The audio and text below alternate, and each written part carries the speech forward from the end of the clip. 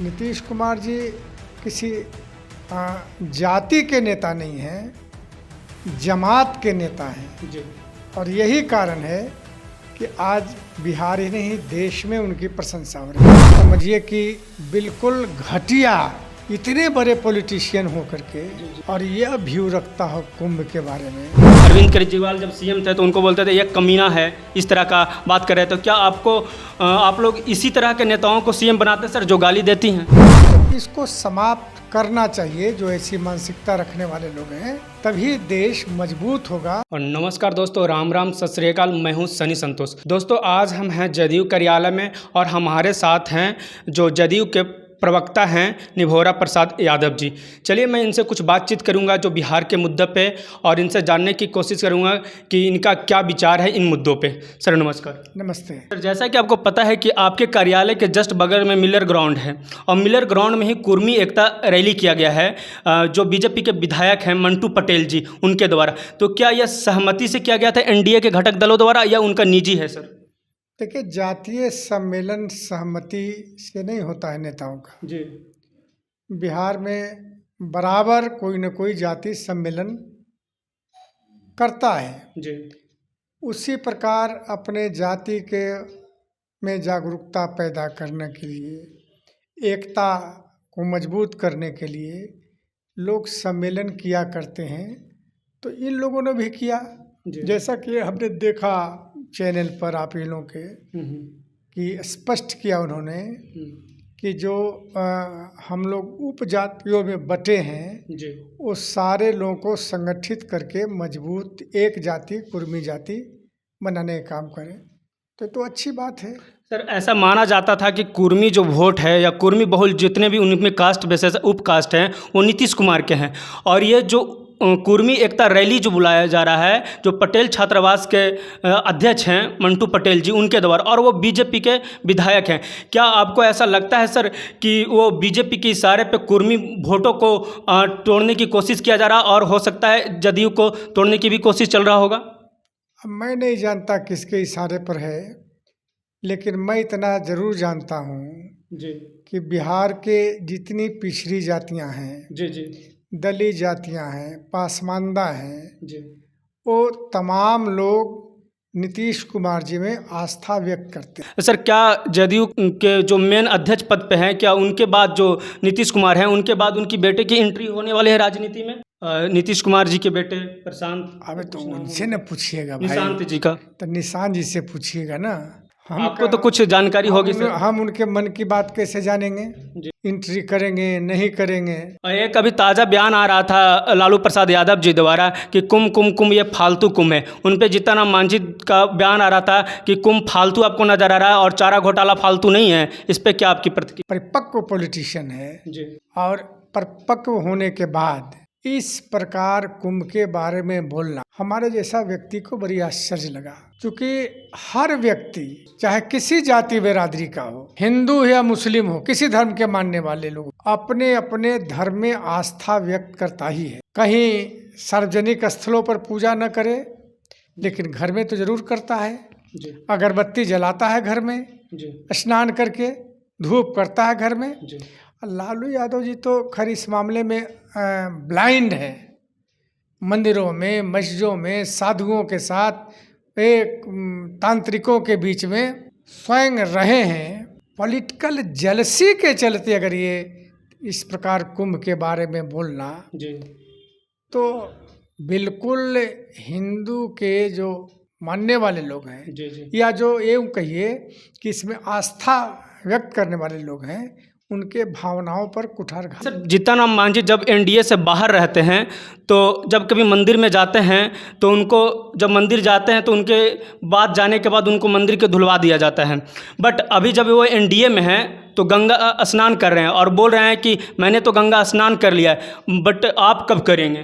Sir, मेरा कहने का यह तात्पर्य रहेगा कि जब वो एनडीए से बाहर रहते हैं तो वो बोलते हैं कि हम दलित हैं, छूत हैं, इस तरह का, और जब वो एनडीए में चले जाते हैं तो वो बोलते हैं कि हम, मतलब उनका शायद फीलिंग ऐसा आता है कि ब्राह्मण दलित हैं। नहीं, देखिए, जहाँ इस देश में दलितों, पिछड़ों, अति पिछड़ों का के आधार पर अपमान होगा तो ये सवाल उठेगा ही। और मुझको लगता है कि अभी भी पूर्ण रूपेण देश में ये समाप्त नहीं हुआ है जो समाप्त हो जाना चाहिए। जब आप बराबरी की बात करते हैं तो दलित को भी मंदिर में जाने का अधिकार है और दूसरे लोगों को भी जाने का अधिकार है। भाई कम से कम बिहार में तो बड़ा आंदोलन हुआ था, आप लोगों को नहीं मालूम है। देवघर मंदिर में प्रवेश पर रोक था दलितों का, उसके खिलाफ बड़ा आंदोलन हुआ और दलित को लेकर प्रवेश किया गया था। खैर अब वो मामला नहीं है, लेकिन अभी भी देश के कई हिस्सों में कहीं कहीं तो इसको समाप्त करना चाहिए। जो ऐसी मानसिकता रखने वाले लोग हैं,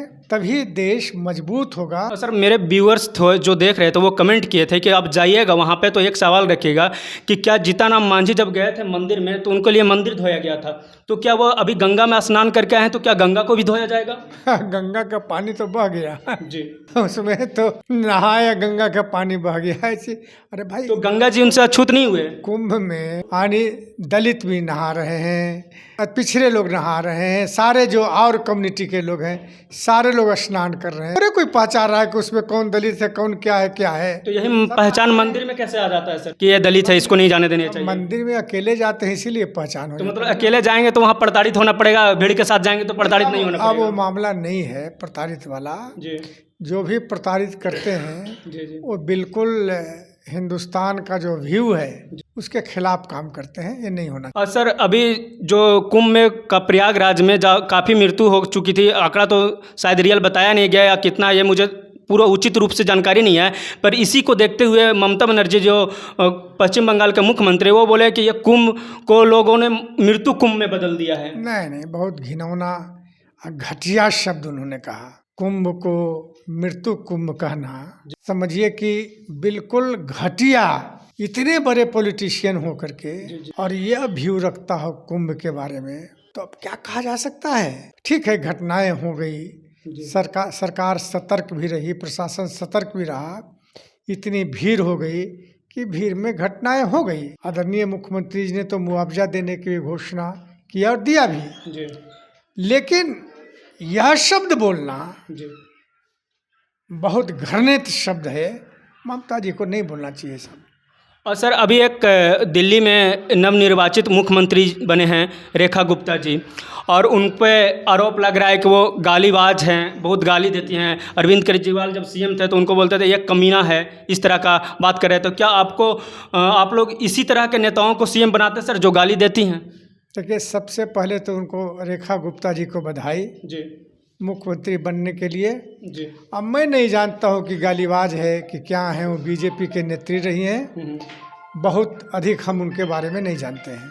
नहीं सर, उन्होंने एक बयान दिए थे कि ये जो केजरीवाल है ना, उसकी अपनी माँ के कोख में भेज कर रहेंगे, ये जहाँ से आया वहाँ भेज देंगे। मैं नहीं देखा हूँ इस पर। सर आपकी जो आगामी जो चुनाव है बिहार का, जो 2025 का, वो चुनाव क्या समय से पहले हो जाएगा या समय पे ही होगा? समय अनुकूल होगा, यानी नवंबर में ही होगा एकदम। जब समय पूरा होगा तब ये चुनाव होगा। और सर आपका जो गठबंधन रहेगा ये एनडीए गठबंधन होगा या नीतीश कुमार अपने अलग होकर लड़ेंगे चुनाव को? इस चुनाव भाई हम एनडीए गठबंधन में हैं और एनडीए गठबंधन के साथ हमको चुनाव लड़ना है, लड़ेंगे हम। अलग होने का कहाँ सवाल? ऐसा माना जा रहा था कि नीतीश कुमार को उचित मतलब वहाँ पे जो प्रतिनिधित्व मिलना चाहिए था शायद बीजेपी इग्नोर कर रही है। मानने से राजनीति नहीं चलती है बउआ जी सर। अब राजनीति विज्ञान बिल्कुल साइंस हो गया है। सारे परिस्थितियों को अध्ययन करने के बाद, उसके बिहेवियर को अध्ययन करने के बाद एक कंक्लूजन पर पहुंचते हैं। तो हम लोग शुरू से ही एनडीए के साथ हैं।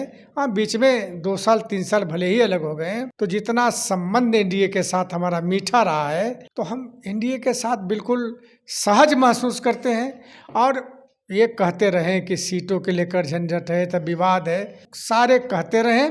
सारे जब भी हम चुनाव लड़े हैं बड़ी आसानी से सीटों का बंटवारा हुआ और लड़े भी, जीते भी। दोस्तों आप देख रहे थे कि जो जदयू के प्रवक्ता हैं श्री निहोरा प्रसाद यादव जी हमारी बातों को उचित रूप से रखे हैं, अपनी बातों को उचित तरह से रखे हैं, हमारी प्रत्येक प्रश्नों को उचित तरह से जवाब दिए हैं। आप देख रहे हैं लाइव लॉन्ग न्यूज, मैं हूं सनी संतोष। जय हिंद, जय भारत।